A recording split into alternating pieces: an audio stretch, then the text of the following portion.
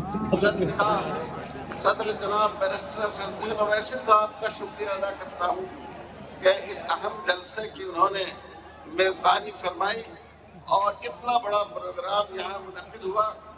اگر حکومت کے پاس آنکھیں ہوں گی اور اس کی بینائی ختم نہیں ہوئی ہوگی تو وہ اس مجمع کو دیکھ کر ضرور سمجھ سکے گی کہ مسلمان کیا چاہتا ہے، مسلمانوں کی دل کی آواز کیا ہے۔ اللہ تعالیٰ ہم سب پر رحم فرمائے، اس ملک میں اپنی پہچان اور شناخت کے ساتھ مسلمانوں کو زندگی گزارنے کا اور رسول اللہ صلی اللہ علیہ وسلم کے دامن نبوت کو اپنے ہاتھوں میں تھام کر جینے کا موقع عطا فرمائے۔ وصلی اللہ علی خیر خلقہ محمد وعلی آلہ وصحبہ اجمعین والحمد للہ رب العالمین۔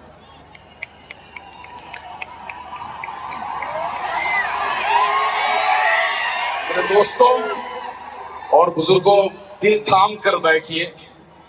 اب آپ کی دھڑکنوں میں جو قائد رہتا ہے وہ آپ سے مخاطب ہوا چاہتا ہے۔ میں ایک شعر اور اس کے بعد ایک شعر کو آپ کے سامنے لانے والا ہوں۔ شاعر نے کہا تھا کہ جلالے آتش و برق و سحاب پیدا کر، جلالے آتش و برق و سحاب پیدا کر، اجل بھی کانپ اٹھے وہ شباب پیدا کر۔ تو انقلاب کی آمد کا انتظار نہ کر، جو ہو سکے تو ابھی انقلاب پیدا کر۔ وہ انقلاب آپ کے سامنے ہے۔ میں اس پورے مجمع کو پیش کرتا ہوں جناب اسدالدین اویسی صاحب کی خدمت میں۔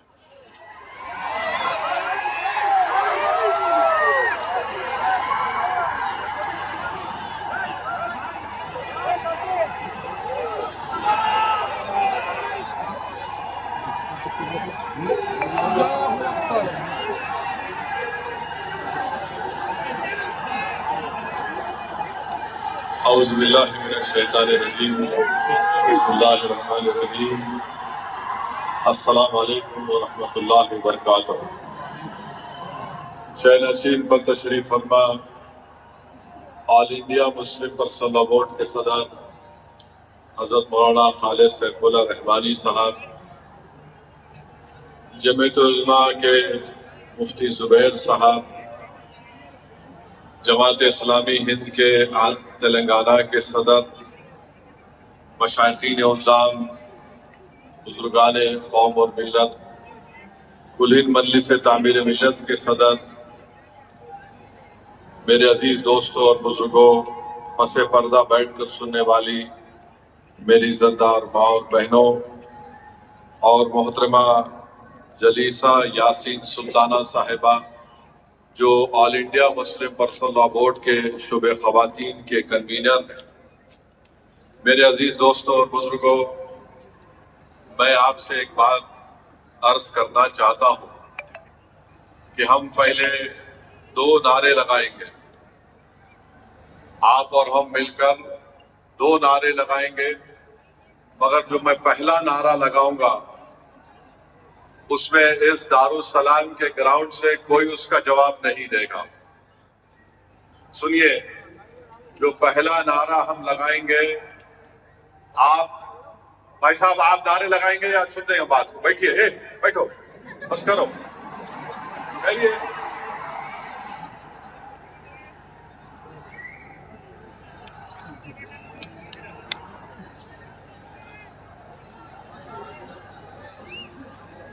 اس گراؤنڈ میں جتنا مجمع ہے الحمدللہ اس سے زیادہ باہر ہے، تو یہ ضروری ہے کہ ہم ان کی آواز بھی سنیں۔ تو میں باہر جو مجمع کھڑا ہوا ہے ان سے اپیل کروں گا کہ آپ ہمارے ساتھ نعرہ لگائیے۔ گراؤنڈ میں کوئی نعرہ نہیں لگائے گا۔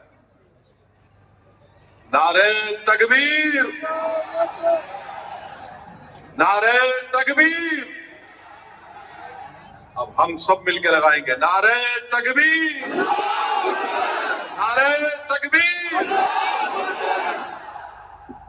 اب آپ سے تیسری بات یہ کرنا ہے، آپ کے پاس سیل فون ہے،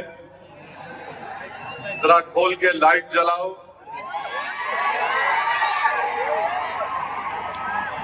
تاکہ ہمارے بی جے پی والوں کی دماغ کی بتی جلے، تاکہ ہم اس وقت قانون کے خلاف پورے ملک میں میدان دے ہوئے. ہمارے خواتین بھی فون کی لائن کھول سکتے ہیں آپ. ذرا میڈیا والے دکھاؤ.